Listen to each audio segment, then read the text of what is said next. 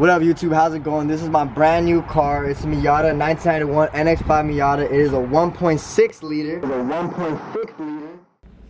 Yo, this is my first time. I just bought the new whip, okay? This is Miata. I have no idea what I'm doing, dude. I haven't stalled out once, so I'm pretty proud of.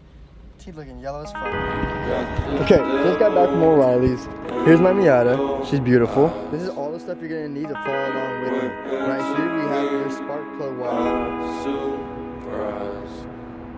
Say what you wanna say, I won't go back. If you wanna hit the road, then let's go then. Let's just go and see the world and just show them what it really means to live life golden. Yeah, we're golden, baby girl, we're golden.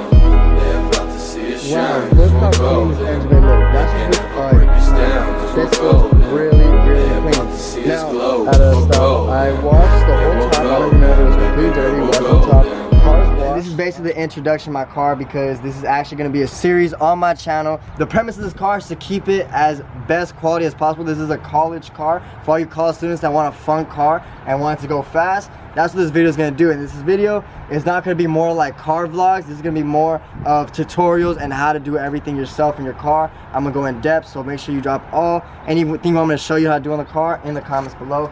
Right now we're going to go on a run through of everything I've already done and some of the plans that I have going on in the future.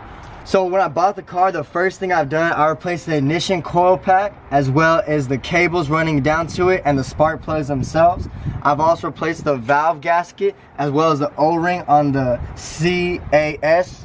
Fluids were flushed and refilled in every single one. Something else I did because I had a rotor warp. I had to replace all the rotors and brake pads. I also painted the calipers red. It's pretty dusty right now, so you can't tell that well.